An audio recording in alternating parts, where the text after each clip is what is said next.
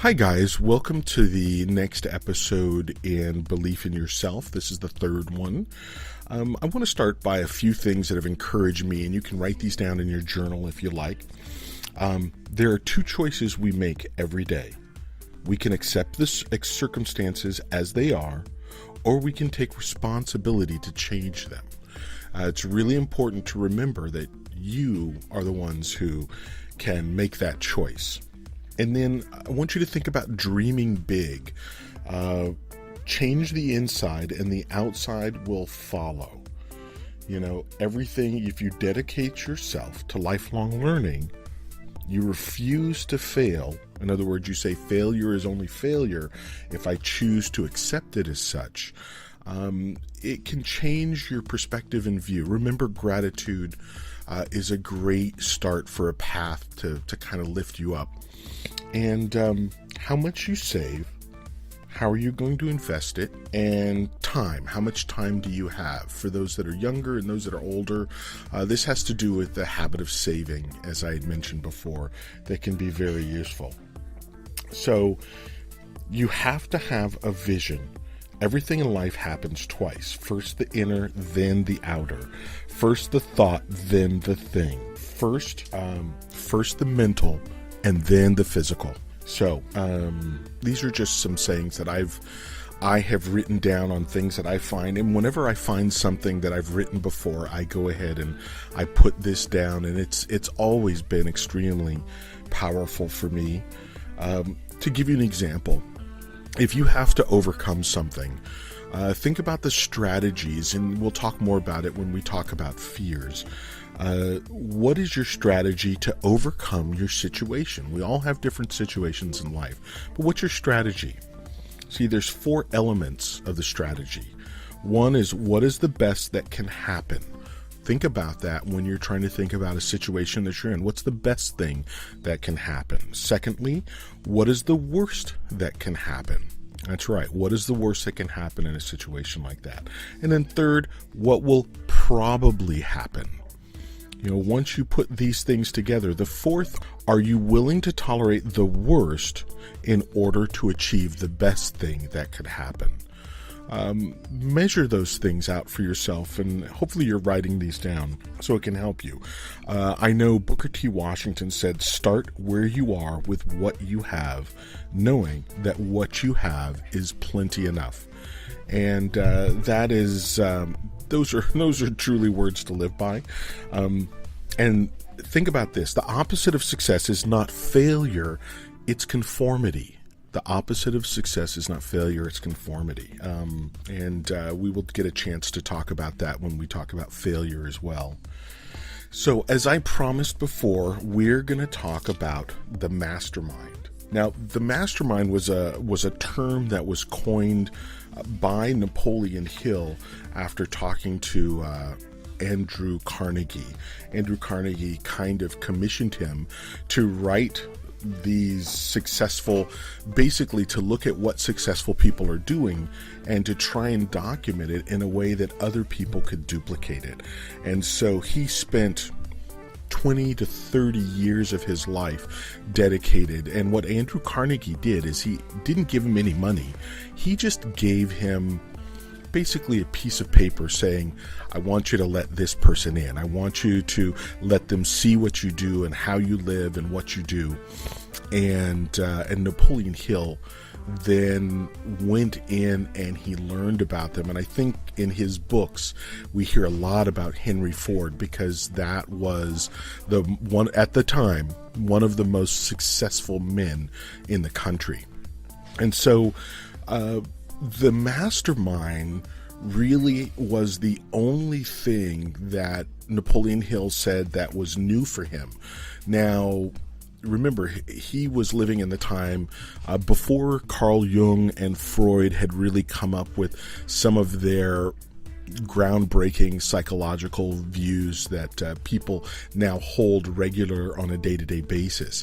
This mastermind, I guess if we were to look at what Carl Jung said, is it is the collective unconscious. Or to be able to say in an even better way is that if 2 or more people are gathered together harmoniously with a spirit of harmony and with purpose, they can create almost anything, and that there is a third mind or a third entity, a third being or a place that they can draw power or creativity or ideas from. That is the essence of what a mastermind is. So I've experienced this as I have driven, or I should say I'm a driver for smart app companies. And I have found that if I'm in the car with one or more individuals where we are set in a place where there is harmony and it's purposeful, ideas start happening, ideas that both people can pull from. And it's amazing and it's creative. And this is in 5 minutes to an hour and a half, how long it takes me to drive from the South Bay to the North Bay here in the Bay Area. But even as short as 5 minutes, I've come up with ideas, I've come up with thoughts, things that I couldn't think. I could be in the car by myself for hours and I couldn't really reach those places. But I have been able to with others. This is sort of a snapshot of what a mastermind can be. So think about this. It's one of the things that people say is that if you want to measure who and what your life is about, we tend to attract people that are like us. So look at your friends and the people that you're hanging out with. What are they doing? Are they moving in the kind of direction that you want to move? If they're not, it's time for you to evaluate what's going on with you and inside you. It's not time for you to look at them and say, oh, they're this. It's time for you to look at yourself. And that's what this course is about, is to believe in yourself so that you can achieve. It was written in Think and Grow Rich. What the mind can conceive and believe it can achieve. So the mastermind helps us with being able to conceive. The exercise that we did in our last thing, which is where we wrote down on a piece of paper our passions and our skills, helps get the juices flowing for some creative and some brainstorming.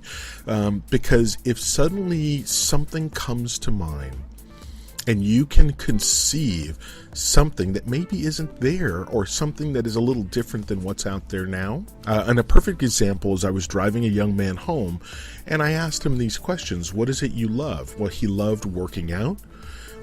He loved playing video games, and he loved being able to help others to do that too. And I said, or he loved food. That was it. It was working out, video games, and food in that order. And I said, what's your skill set? What is it that you love that you can do better than anyone else? And he says, I'm really good at making things easy for people to understand. And I said, why don't you think about combining those things?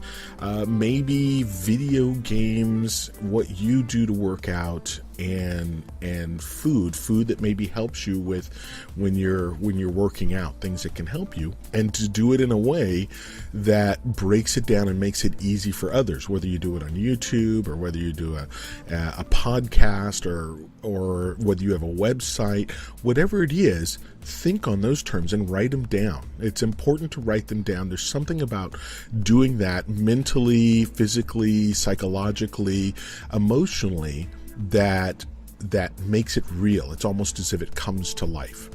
So this is the kind of thing. So now when we talk about a mastermind and we talk about the people that you associate with, maybe think about finding somebody and suddenly you're talking to someone and you get this really strong sense of a connection with them. And they might not be talking about things specifically that you do, but they may be sharing something about themselves and you so connect. And you might want to ask him, hey, I would love to get together and talk about this later. Is it possible for us to do this? And you might have the start of a mastermind. Think about it again. 2 or more people that come together harmoniously and purposefully. It's as if they have another resource to pull from so that they can start resolving things, creating things, and coming up with directions and ideas that can help them. So that is the nutshell for the mastermind. And how do you use this? Well, there is a gentleman, and I have to find the book. I can't remember if it's either Mastery or a different book. I'll need to find it and search, where there is the gentleman who has created the most patents in the world today is a scientist. And what he has is he has a dark room that he goes in. He has a comfortable chair, a small light, a table with pad and paper. And what he does is, as I said, he's a scientist. He writes down, there's two things to this. He writes down everything that he knows about a particular problem or situation, and then he turns off the light and he just quietly gets into a very meditative state in the dark, in the room, in this chair, and he stays like that until something flashes in his mind. Then when it does, he turns the light on and he writes down whatever it was that was in his mind. And sometimes he'll have many things that pop up that he writes down. Other times it's just one. And then he'll turn the light back off after he's written them down and continue. And he'll do this for a number of different things that he's trying to resolve. For different patents, for different things, different ideas, and so on and so forth. And so the power of being able to draw on that creativity, he's using concentration, he's using focused thought, he's using the heart of what the mastermind is meant to accomplish.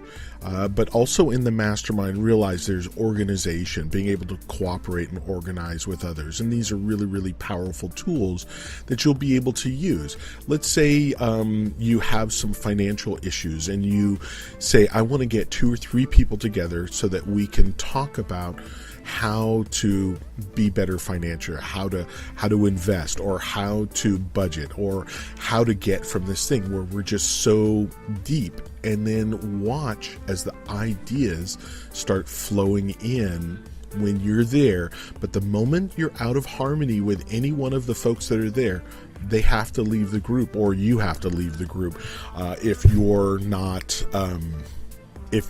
in a state of being harmonious and purposeful about why you're there. So I hope this helps you with the mastermind. We will hit on it more in the future as time goes, but this is really the essence for the mastermind and the power of the mastermind. And it's true. I've had an opportunity to have a CEO mentor me for a period of months. And it was absolutely incredible because I was there in the state of harmony. I was able to hear, and it helped me on a number of other issues. Yes, I had been reading the Law of Success at the time, but I was able to, let's say, if you're familiar with what they call the 2-piano theory, is that if you have 2 grand pianos in a large hall room and you played a low C on one piano or even a middle C, if you went to the other piano across the way and felt that same chord, you would hear it vibrating. That is the power of this. As you start connecting with others, as they start connecting with you, as you have this third mind or resource to pull from. So it is the crux upon a lot of the things around success, because think about this, is if you have the opportunity to pull from not only another person's experience. I believe Stephen Covey, in the 7 Habits of Highly Effective People, this is one of the things that he speaks about, is being able to utilize other people's skill and knowledge so that you're not doing everything by yourself and you find you're doing even better. So this is one of the things that you'll want to practice as you get a chance to. So if you enjoyed this series, please subscribe and like, or send a comment to me And if you want to send an email to me to ask any questions, by all means, go ahead and send me an email at belief in yourself. Belief for yourself. That's belief, the number 4, in the number 4, yourself at gmail.com. And I will see you on our next episode.